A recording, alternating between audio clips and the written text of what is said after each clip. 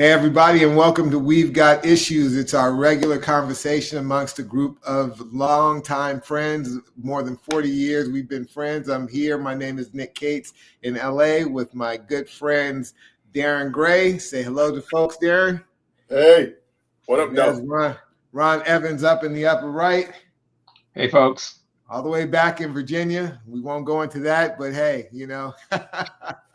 it's been quite a week. Every week seems to be quite a week. And what we like to do is bring what we've been talking about on our text threads and in our personal lives to a broader audience of people who are probably maybe talking about the same things. We don't hope to change anyone's minds. We just want to offer insights that might add to the conversation. And we look forward to hearing any thoughts that you guys have about what we discussed today or anytime in the comments. And we hope that you'll be engaged and like and follow our conversation. We think this is a very interesting time that we're living in and worthy of really, discussing some of the bigger topics that may not be necessarily, the A-page political topics, but just things that we feel are coming out in the world that we want to share. And that's what we're going to do today. And so today's episode is going to be kind of tied into something that was in our text threads that Darin was very engaged with. And so, Darin, why don't you take it from there and tell us what's on top of mind today. What's on top of mind for me is they can't handle the truth. They can't handle the truth. They can't handle the truth. And what, pray tell, what truth can we not handle?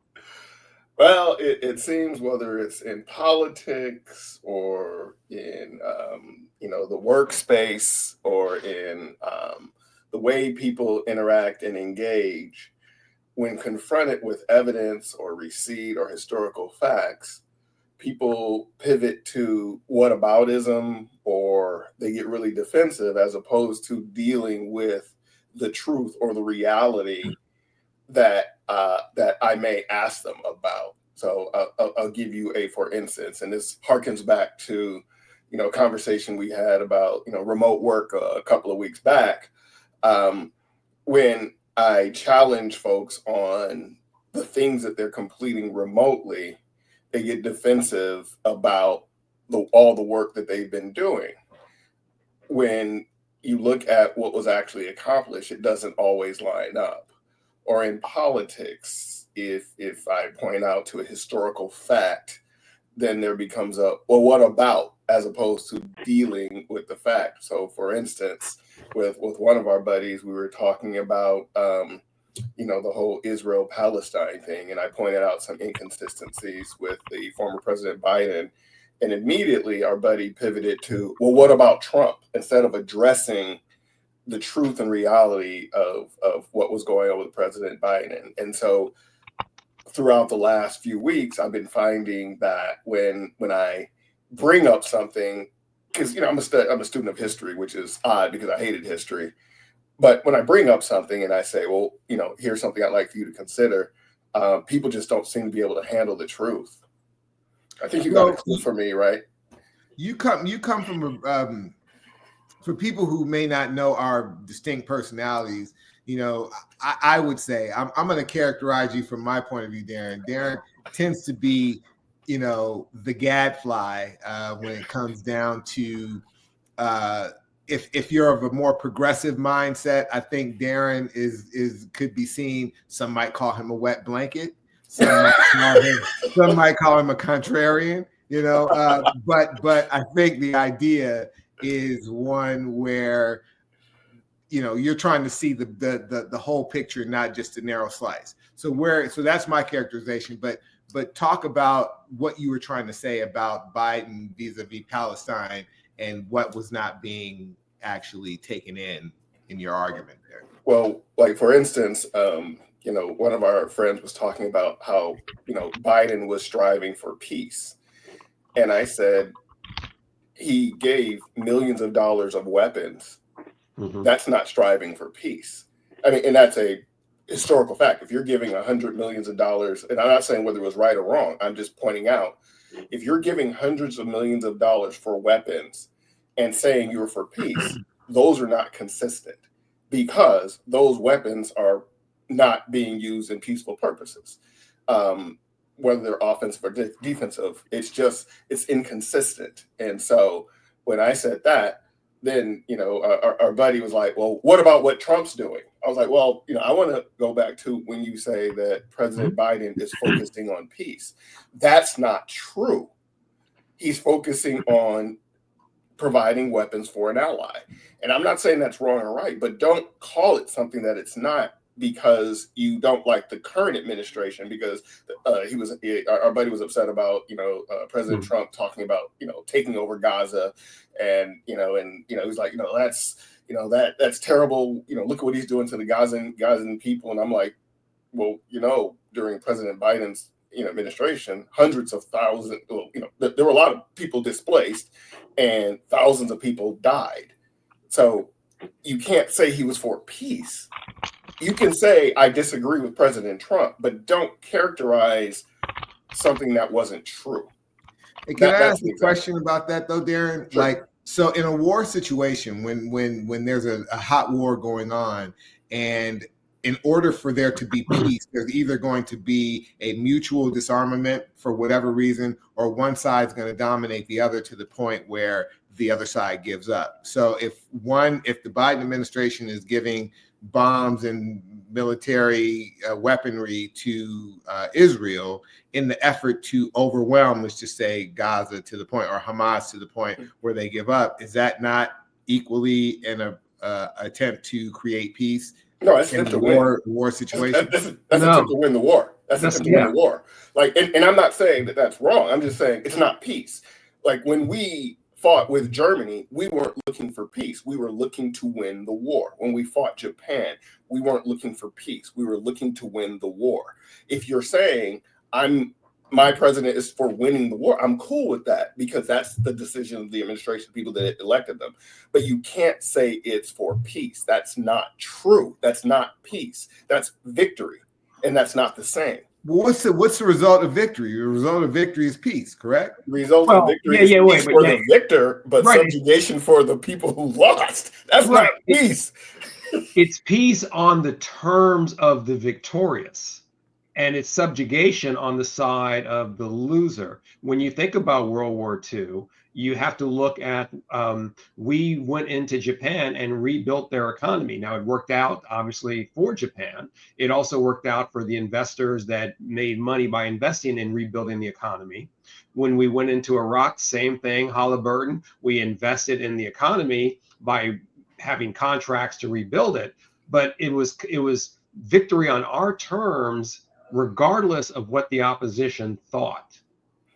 Well, let me just use your same, criteria here and look at what would happen in the case of a peace situation in the Middle East or in Gaza. At the same time, they were offering bombs and military supplies.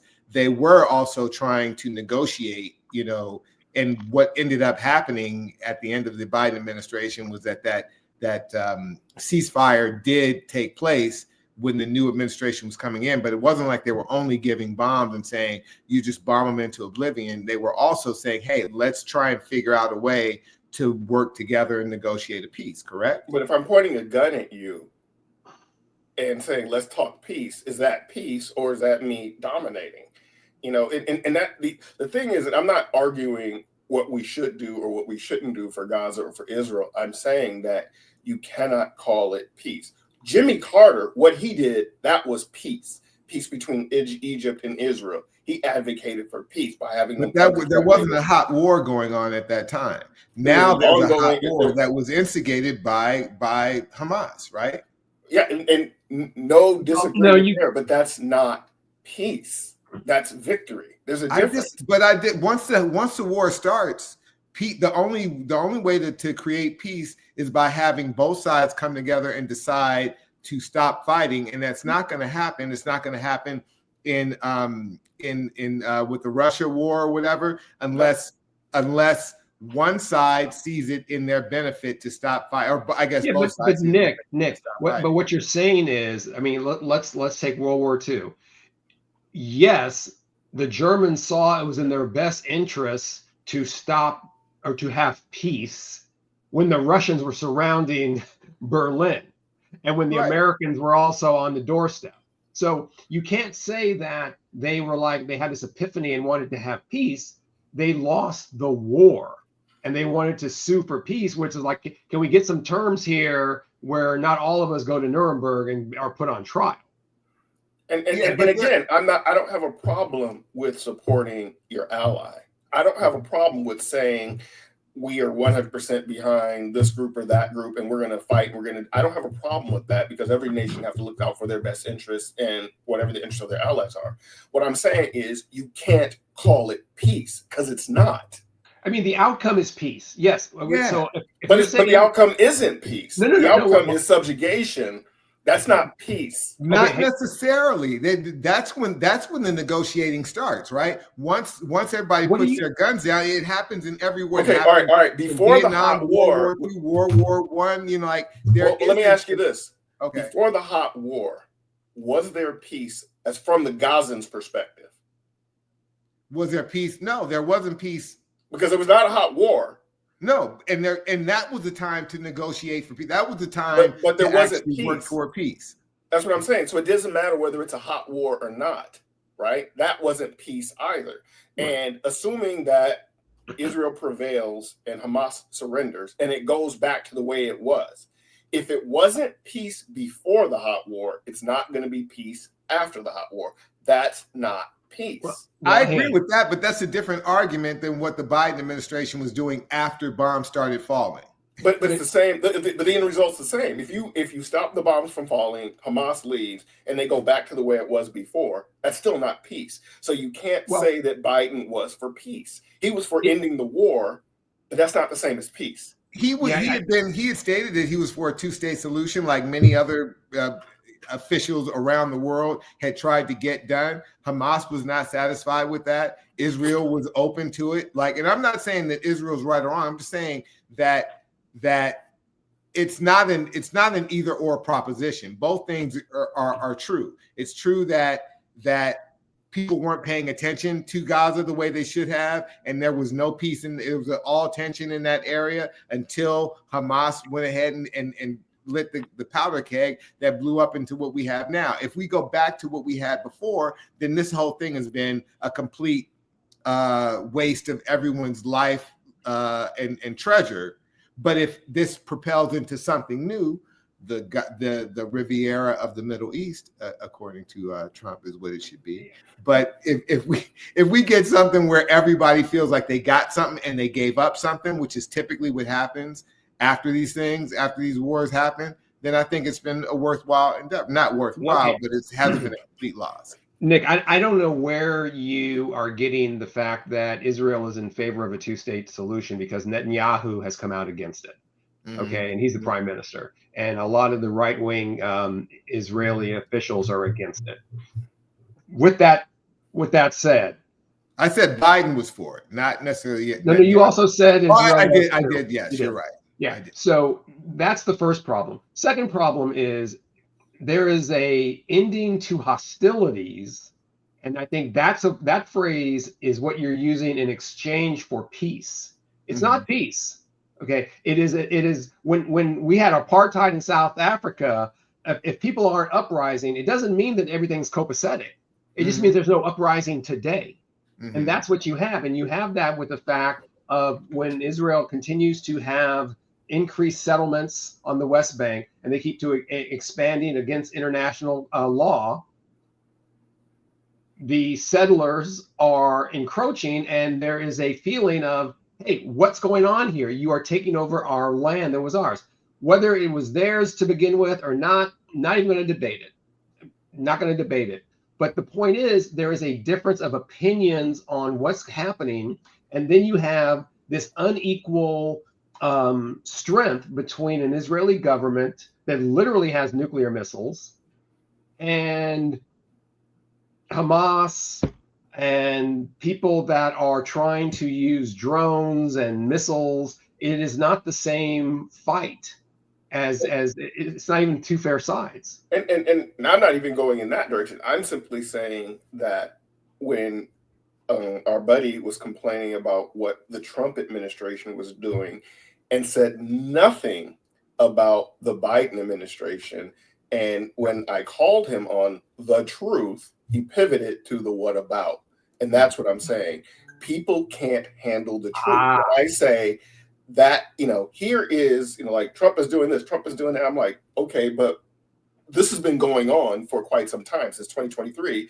Where was your why weren't you upset when the Biden administration was transferring hundreds of millions of dollars in bombs and everything? Why were you not upset then? Yeah. And his response was, well, Biden was trying for peace. And I'm like, that's inconsistent with, that's not peace. And that's what I'm saying. When you call people on that, on what they're saying or their philosophy, and you pull it back, like you said, I'm sort of a gadfly contrarian. I try to see things as the whole picture. When you do that, people often can't handle the truth, and then it becomes either defensive or whataboutism. That's where I'm focusing. Yeah. So two things real quick. One, I do remember where there's another part of our text chain with another buddy, and the issue was reframing an argument.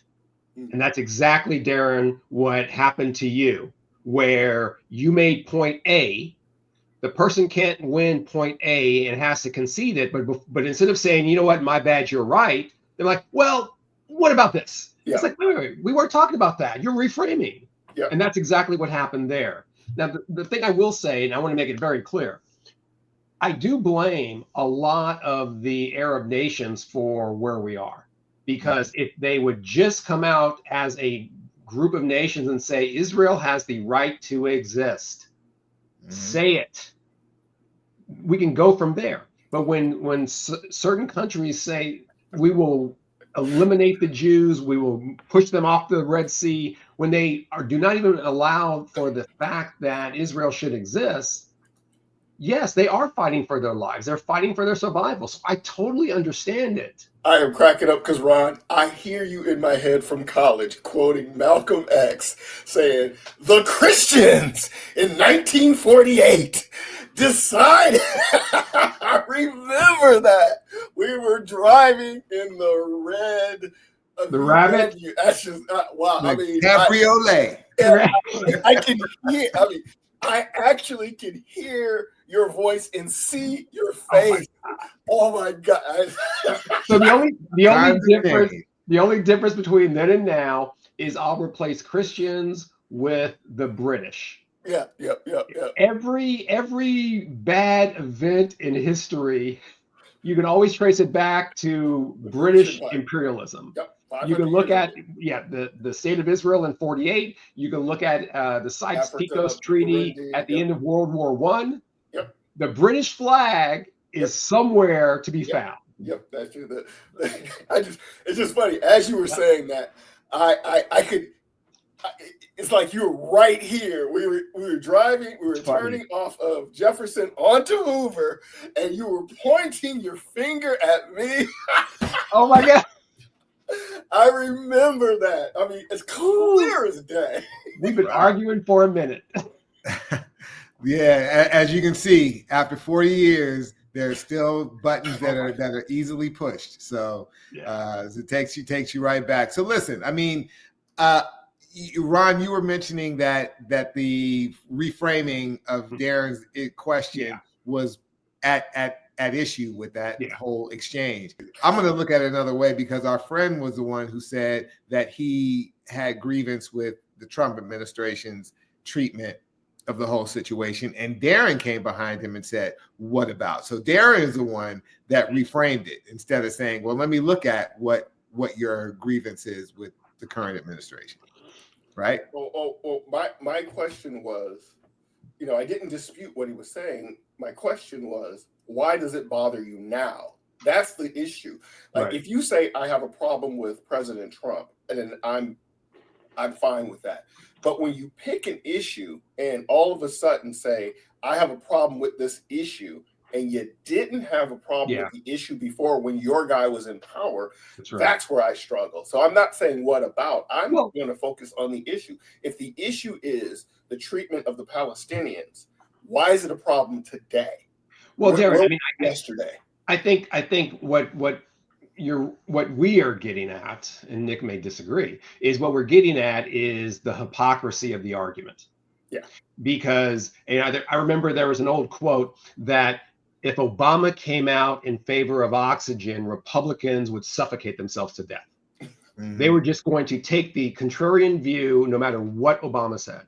And in this case, if Trump, who we all have a certain feeling about, if Trump comes out and says anything, we're going to take the opposite of position. And that's exactly what you exposed. It's like, what about the previous administration? You didn't have a problem with this, and this seems to be a continuation of our foreign policy. So why are you having this intellectual awakening now, but before January of this year you didn't? And I can say the same thing about Doge. Doge was created as a digital service or something by President Obama to update the nation's critical systems, meaning they had access to all of our data to unelected bureaucrats. But because I don't like the current administration, I had no problem with turning over all of our personal and secret data to an unelected bureaucrat who ran the digital service. And again, that if you have a problem with President Trump, there's enough meat on that bone just to deal with his policies. Mm-hmm. You don't have to add stuff for effect or to, you don't need to do all of that. You can just say, I don't like the fact that this policy is in place, or the tax cuts, or the tariffs. You can focus on those things and have a conversation about that. You don't have to do the other stuff, the righteous indignation about things you were okay with before, because then it's about tribalism, right? It's about my team. As long as my team does it, I don't have a problem with it. Right. Yeah. I think, and I want to put a button on this. I'm going to give Ron one more bite at that apple, and then Darin, you can say your final thing. But my takeaway from this, because I think it's a valid conversation, is that your last point is very well taken.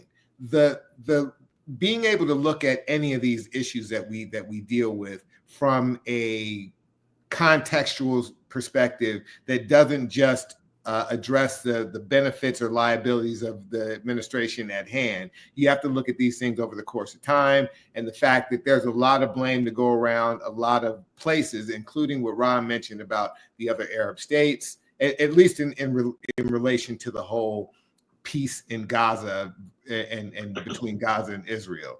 There's a lot of people to blame, and there's a lot of things that have gone well. And I think there have been good intentions in the previous administration, and I think a lot of times the intention is what you're hoping will take place, but the execution may have been not quite right. I'm not sure about the intentions of the current administration. Is my concern about how they handle anything. So giving them the benefit of the doubt is much more different. I think, and this will be my final point, and I'm going to toss it over to Ryan. I think there are a lot of people in this country, a lot of people who are either partisan or non-partisan, who just want to see things work, and they'd be more than willing to give credit to the Democrats if they're on the Republican side, and Democrats would be more than willing to give Republicans credit if things were just able to work. But it seems like it's much easier for people to just trench down and say, I'm not going with them no matter what they do. And that is an unfortunate failing of our current climate. And it's really going to take somebody who can transcend that to bring us out of it. Ron, what do you want to say to finish it off? Yeah, I mean, I think, Nick, you're making the exact argument that supports Darin's position, certainly within our text thread, which is people are so partisan that and again, let me go on the record again, don't like our current president. But again, if he came out in favor of oxygen, people would be like, I hate oxygen. I don't want to breathe anymore. Mm-hmm.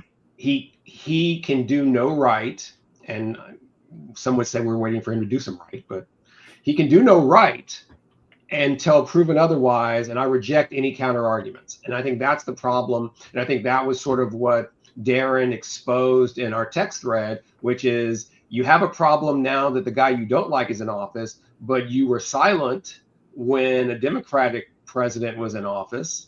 You had nothing to say. And I think that's a hypocrisy that is prevalent across the political spectrum. Fair point. Darin, finish it off, and then we're going to allow you to go on to your fun fact of the week. We've had a lot of debate about this, maybe not so fun fact, but I'm sure you've got something for us that will. You said something about you said something that rang true for me about intention. People put a lot of faith in intention, and my grandmother used to say, "Good intentions pave the way to hell." It doesn't matter if your intentions are good or bad, it's the end result that people feel. So when, people had good intentions but still discriminated against me, it felt the same as if they had just come out and discriminated against me because they hate me. The impact is still felt. And that's what I'm saying. I think people are putting a lot of good into the intentions that President Biden had and ascribing a lot of bad into the intention that President Trump had. But the end result for a lot of us, it's the same. It doesn't matter what your intentions are. It's the end result that impacts my day to day. Fair point. Well, we're interested to see what any of our listeners and followers are thinking about this subject. Darin's made an impassioned and quite well supported argument that you can't handle the truth, and that if you can't see what was bad or good in the previous administration, you may not have so much that you can stand on in criticizing the current administration. So love to hear what your thoughts are on that. Darin, you've made your point. So now why don't you cleanse our palate with a nice fun fact to take us out today? A few weeks ago, Ron said something about Animal Farm, about something like, everybody's equal except the pigs are more equal or something. All animals are equal, but some are more equal than others. Yeah, so Ron said that, and I was like, I have not read Animal Farm in a really long time. So I started reading Animal Farm, and at the same time, I was like, you know what? I need to read Time Machine, H.G. Wells' Time Machine. And you know what? I also need to read Brave New World. So I'm reading all three. Well, I already finished Time Machine. And something that was funny that came across in Time Machine was H.G. Wells talks about the evolution of man and what would happen if man achieved what we want, peace without conflict. And you end up years later with these weak beings that don't have any intelligence, because if there's no need for defense, if there's no need for ideation, if there's no starvation, all of the things that make us human go away, and we just end up being these simpletons. It was just fascinating to see that the things we're striving for will actually take away the things that we value. I just thought that was fascinating.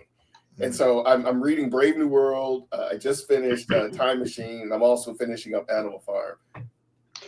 Darin, was Time Machine written by the U.S. Chamber of Commerce? the pro-capitalism division? Actually, it was written, all of them were written essentially anti-communist. It's just really fascinating. They were all written to oppose communism. And I didn't realize that in, my youth growing up, that a lot of the authors of that time were really trying to get rid of the socialist, communist, populist movement that was happening across Europe and the United States. I didn't realize, when you talk about McCarthy and, McCarthyism, and it was a real popular movement among the masses in Western Europe and the United States. I didn't realize that before because, growing up, communist bad, capitalist good. That's what we were taught. But in the 30s, 40s, and 50s, this was a real fight for the soul of the world. Do you know who some of the biggest supporters were in the 30s and 40s of Black civil rights? The Soviet Union. Yep. Yeah. Yep. And you can argue very persuasively that the U.S. government's response to the civil rights movement and granting Black folks rights was an attempt to thwart the rise of a Black labor class that was aligned with the socialism of the Soviet Union. Yeah. So my fun fact, Nick, is in reading H.G. Wells, just really getting that sense of like the outcome of what we're striving for is actually causing the downfall of man or something. It was just fascinating. I'm going back to the classics and reading a lot of them. Yeah, I'm gonna call BS on the thought, because as one of our friends mentioned to me on my birthday in LA, 3 questions to ask about when you are ready to retire: do you have enough? Have you had enough? And the third one was, do you have enough to do? And I think that do you have enough to do is something where in an ideal world, you're not striving to climb the corporate ladder or deal with a scarcity mentality. You're saying, you know what? I'm going to go to the gym, and then I'm going to help in the local schools, educate the next generation of kids. I'm going to do things with my life that have an impact on the world, not just go for a paycheck from 9 to 5. Right. But what happens when the schools don't need help? I mean, that's what he talked about over time, is all of these things that we're fighting against. What happens when they all go away? What gets a man out of bed, or woman out of bed, when there are no more challenges? Does our intellect go away? Does our innovation? They say mother necessity is the father of invention or something like that. But necessity is the mother of invention. Yeah, thank you. But that part of it was just fascinating. It's just something I never thought about before, because I've been striving for so long that I was like, well, what would happen if I had nothing to strive for? I don't know what would happen. Nick, you have to excuse him. He was an engineering major. He doesn't understand populism. So right. I think actually, that philosophical point is one that can never actually be reached because of the natural nature of how life works, right? And I'm not talking about politics. I'm not talking about anything. It's just life, death, right? There's constantly life being generated. There's constantly death being generated. And the struggle for survival, even with conveniences and so on and so forth, I don't know that we can ever quite reach the point where there's no more need. There's no more need for whatever. So I think it's a fun philosophical point, but one that we're far not ever going to be in danger of actually. I know John Lennon sang about it, man. Imagine all the people. When I remember I used to sing that, and then one day I listened to the word. I'm like, this dude's talking about communism.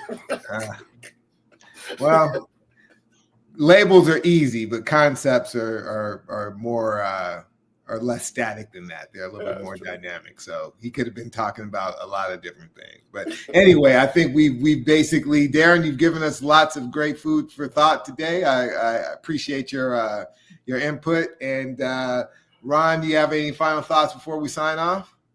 No, I'm good, man. Healthy conversation as always. Yes. Well, guys, if you got any thoughts about what we said today, we'd love to hear your feedback. Certainly, we appreciate likes and follows and shares. And we're going to see you on the next go round, guys. Until next time, we'll see you soon.